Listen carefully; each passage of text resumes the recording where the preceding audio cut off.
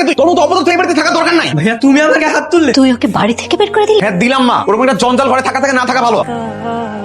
ও যদি জঞ্জাল হয় তুইও তো এই বাড়ির জঞ্জাল, তোকে থাকার দরকার নেই এখানে, তুই এই বাড়ি থেকে বের হয়ে যা। ভাইয়া মাথা ঠান্ডা করো। না রে, ঠান্ডা হওয়ার মতো কিছু নাই। আমি জঞ্জাল না, আমি তো বেকার, এই পরিবারের জন্য কখনো কিছু করতেই পারি নাই। আমি এই বাড়িতে থেকে কি করব? যখন এই পরিবারের জন্য কিছু করতে পারবো তো ওখানে নয় ফিরে আসবো। আচ্ছা রিন্টু শোন না, তুই যদি পারিস আসার সময় কিছু আপেল বা কিছু কমলা নিয়ে আসিস। বাবু প্রতিদিন ভাত খাচ্ছে তো, ও একটু ফলমূল পছন্দ করে। আচ্ছা ঠিক আছে আপু। কি ব্যাপার, এদিকে কি? মা জানো আজ না আমি দেখেছি স্যারকে চুরি করতে। এই মেয়ে কি বলছো এসব? এখান থেকে আপেল চুরি করে পকেটে রেখেছে। আরে পকেট চেক করো। কি ব্যাপার রিন্টু, অদিতি এসব কি বলছে? স্যারের হয়তো ভালো লাগছে না, সে বাসায় যে খাবে। তোমার আজকার পড়তে হবে না, তুমি যাও। আচ্ছা আমি কি কিছু ফল তোমাকে দিয়ে দিব, বাসায় নিয়ে যাও। ঠিক আছে। আচ্ছা বাবুর জন্য ফল এনেছিস?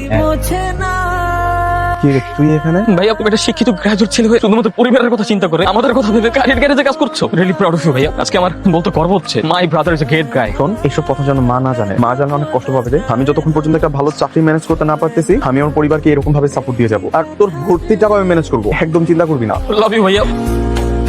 হ্যালো। রিন্টু কোথায় তুই? কেন কি হয়েছে? মাফিয়াকে ধরতে গিয়ে সিঁড়ি থেকে পা পিছলে পড়ে গেছে। মায়ের অবস্থা খুবই খারাপ, তুই তাড়াতাড়ি চলে আয় ভাই। কি কি বলছিস? আচ্ছা ঠিক আছে, আমি তাড়াতাড়ি আসতেছি। কি হয়েছে রে? ভাইয়া মাথা হাসপাতালে, সিঁড়ি থেকে পড়ে গেছে। চল।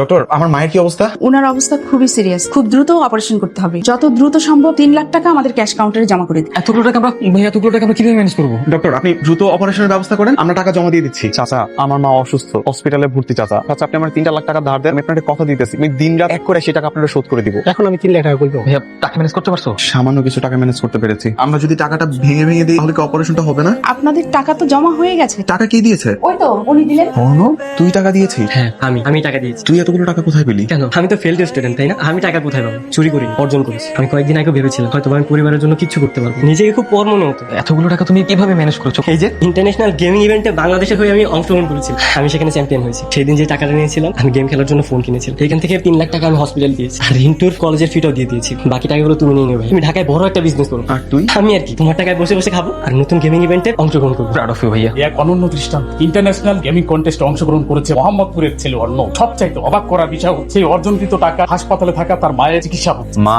এখন কেমন লাগছে তোমার? ভালো। মা আমার ভুল হয়ে গেছে, আমাকে তুমি ক্ষমা করে দাও। মা, অন্য ভাই তো আমার মেডিকেলের সমস্ত টাকা দিয়ে দিয়েছে, বড় ভাইকে ব্যবসা করার জন্য টাকা দিয়েছে। সবকিছু আবার আগের মতো হয়ে যাবে। তুমি সুস্থ হও, ইনশাল্লাহ সবকিছু ঠিক হয়ে যাবে। আমরা কথা দিচ্ছি মা, আমরা কখনো আর আলাদা হবো।